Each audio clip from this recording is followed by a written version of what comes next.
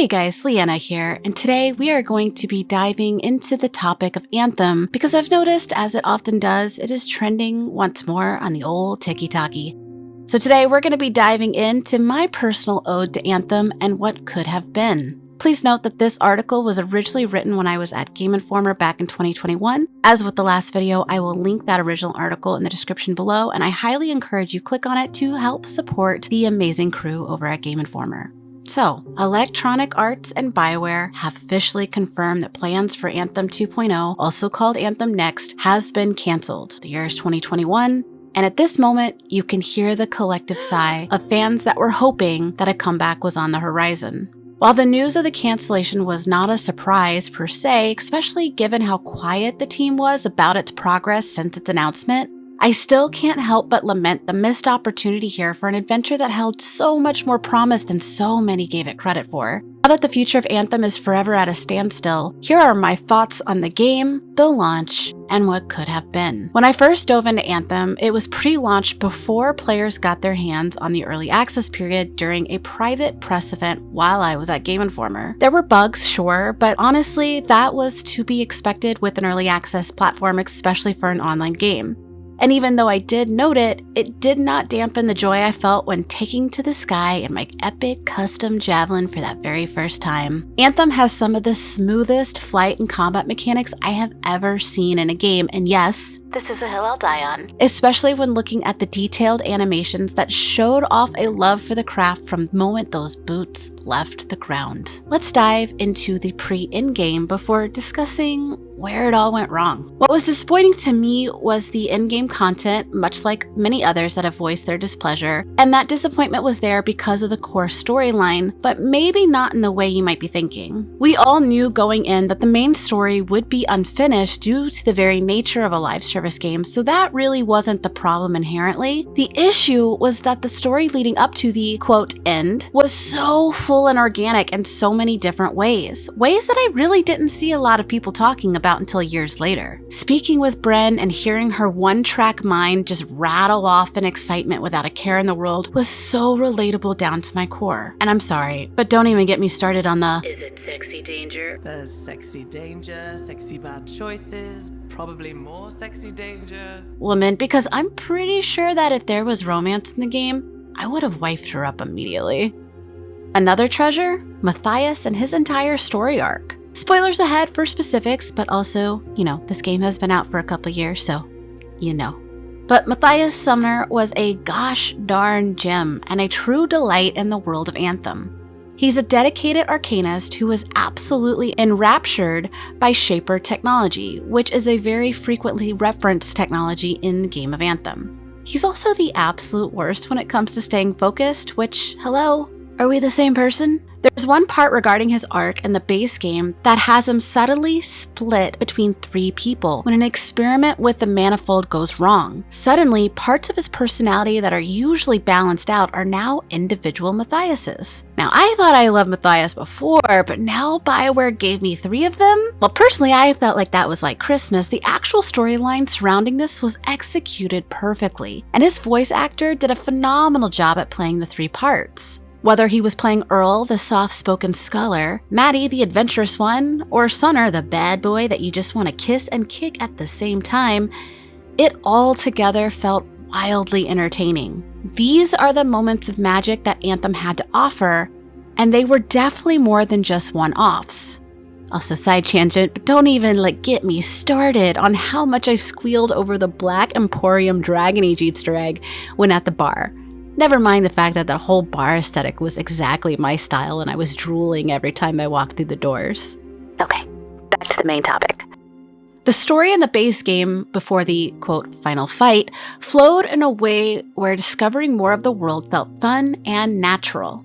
With each triumph, the area of Tarsus became less of a place ravaged by the need to survive and more of a hub celebrating human life.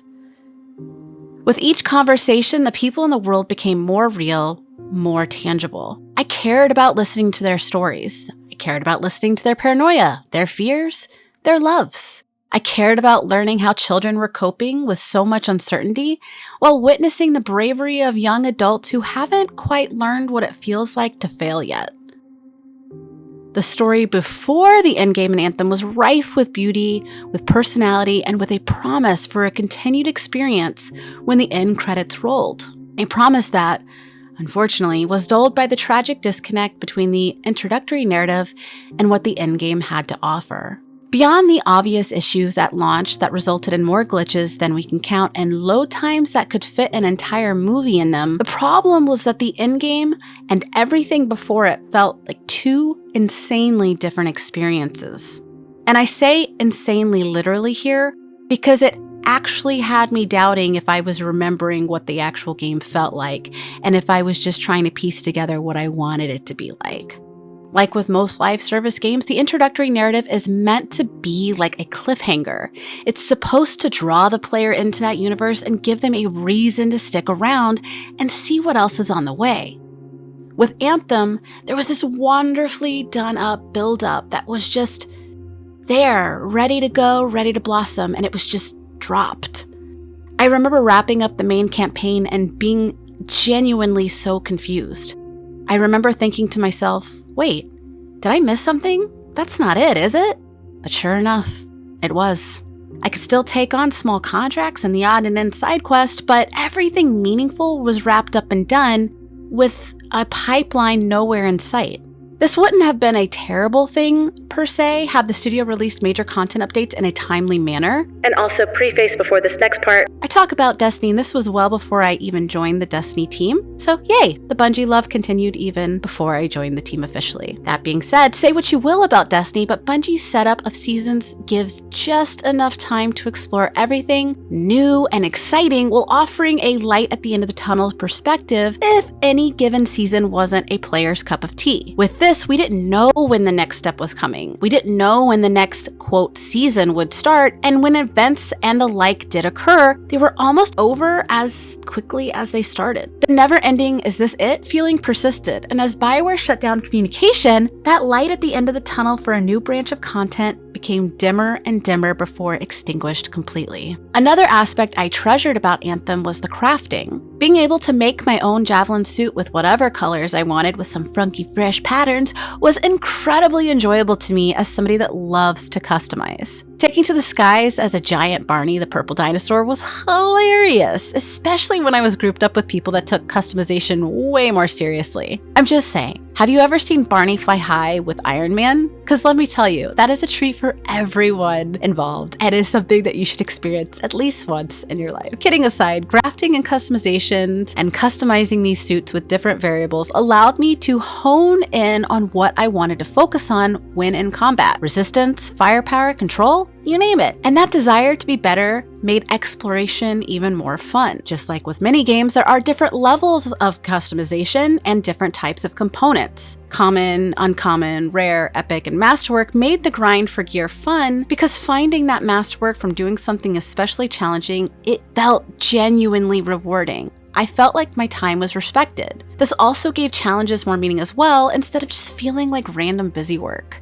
Gathering materials for crafting personally was always just very fun in Anthem. Usually, I hate this kind of busy work, and it's actually one of my biggest gripes with Destiny 2 in the past. But here, the world is stunning. Why wouldn't I want to explore that? The weather changes, breathtaking. The views, beyond stellar. Taking to the open world to gather materials needed gave more of a purpose to crafting the perfect gear, and the journey while doing so was nothing to scoff at. But we all know how this ends. Now that the news is official and has been for some time, but there will be no more updates for Anthem, including the Anthem Next overhaul, it's hard not to feel heartbroken over what could have been. The story before the endgame set up a fantastic new experience. The endgame can absolutely make a turnaround and could have had its own No Man's Sky redemption story. There were certainly plenty of us rooting for that to happen and excited to support in any way we could. The only positive out of this, I guess, is that the team then could focus on more of the projects that they love, like Dragon Age 4 and the future of Mass Effect. But that doesn't make it any less heartbreaking to see that potential go to waste and to see the developers that worked so hard and were so proud of that vision have to walk away from it. This is especially more heartbreaking when you look at BioWare and the layoffs that have occurred through the recent years. It's really sad, and I loved what could have been,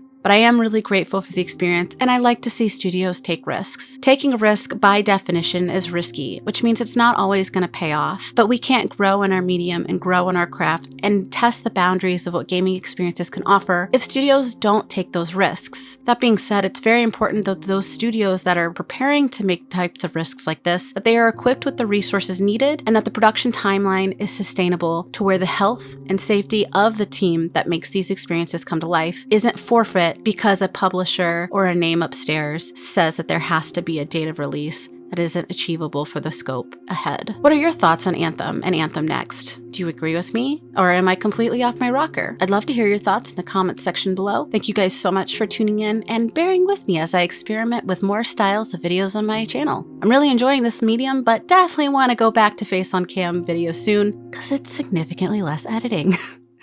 Thank you guys so much, and I will catch you guys next time. Bye.